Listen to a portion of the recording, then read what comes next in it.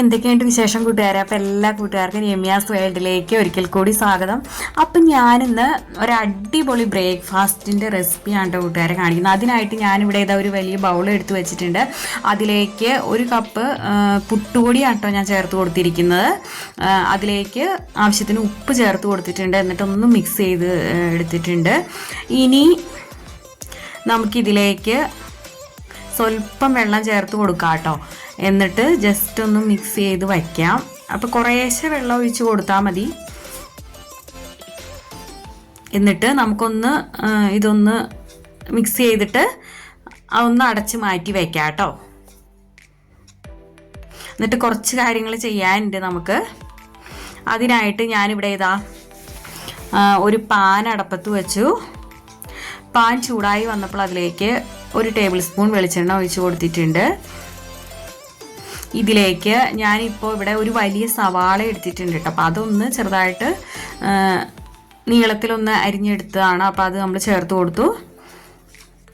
ഇനി നമുക്കിതൊന്ന് നന്നായിട്ടൊന്ന് വഴറ്റി കൊടുക്കാം കേട്ടോ. മൂത്ത് വരട്ടെ സവാള.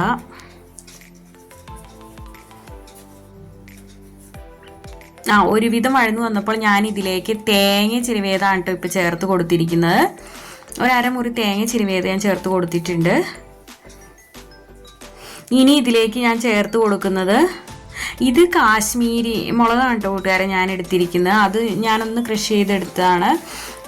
അപ്പോൾ അതും ചേർത്ത് കൊടുത്തു. കറിവേപ്പിലയും ചേർത്ത് കൊടുത്തിട്ടുണ്ട്. ഇനി നമുക്കിത് ഒന്നും കൂടെ നന്നായിട്ടൊന്ന് മിക്സ് ചെയ്തെടുക്കാം. ഇതാരും സ്കിപ്പ് ചെയ്യാതെ തന്നെ കാണട്ടോ കൂട്ടുകാരെ.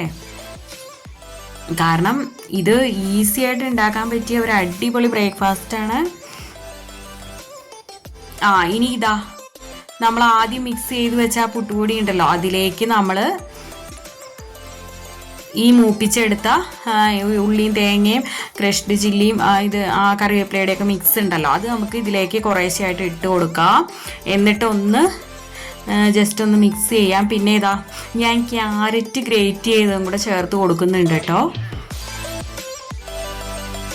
ഒരു ചെറിയ ക്യാരറ്റ് ഗ്രേറ്റ് ചെയ്തെടുത്തിട്ടുണ്ട്. അതിൻ്റെ അളവൊക്കെ കൂട്ടുകാരെ ഇഷ്ടം പോലെ എടുക്കാം കേട്ടോ. ക്യാരറ്റും കൂടി ആവുമ്പോൾ നല്ല ഹെൽത്തി ആവുമല്ലോ.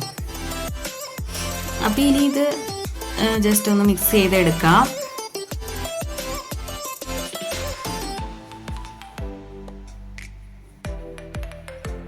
അപ്പോൾ ഇത്രയേ ഉള്ളൂ കേട്ടോ. ഇനിയിപ്പോൾ നമുക്ക് പുട്ടുകുറ്റിയിൽ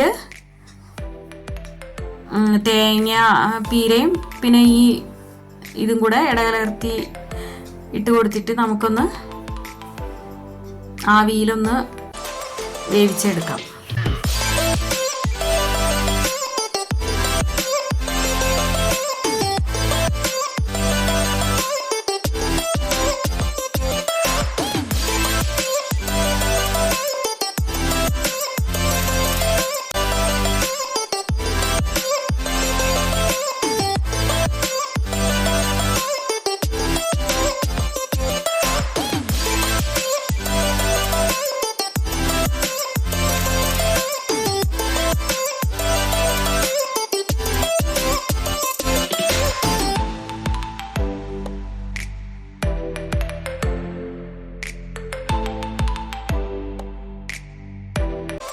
അങ്ങനെ ഇതാ നമ്മുടെ കിടിലൻ ഉള്ളിപ്പുട്ട് അഥവാ മസാലപ്പുട്ട് ഇവിടെ റെഡി ആയിട്ടുണ്ട് കേട്ടോ. അപ്പം കണ്ടാൽ തന്നെ അറിയാലോ അല്ലേ കൂട്ടുകാരെ, അടിപൊളിയാണ് കേട്ടോ. ഇതിൻ്റെ കൂടെ കറി ഒന്നും വേണ്ട കേട്ടോ കൂട്ടുകാരെ. കറിയുടെ ഒന്നും ആവശ്യമില്ല. ഈ പുട്ട് ഇങ്ങനെ തന്നെ നമുക്ക് കഴിക്കാം ചായയുടെ കൂടെ. അടിപൊളിയാണ്. ഇങ്ങനെ ഉണ്ടാക്കി നോക്കാത്തവരുണ്ടെങ്കിൽ ഒന്ന് ട്രൈ ചെയ്തോളൂ കേട്ടോ. ഒന്നും പറയാനില്ല, ഒരു കിടിലൻ പുട്ടെന്ന് തന്നെ പറയാം. അപ്പോൾ കൂട്ടുകാർക്ക് വീഡിയോ ഇഷ്ടമാവുകയാണെങ്കിൽ നിങ്ങളുടെ ഫ്രണ്ട്സിനും ഫാമിലിക്കും ഒക്കെ ഒന്ന് ഷെയർ ചെയ്യാം കേട്ടോ. അപ്പോൾ ഇനി നല്ലൊരു വീഡിയോ ആയിട്ട് വരുന്നവരും okay tata bye bye. Thanks for watching.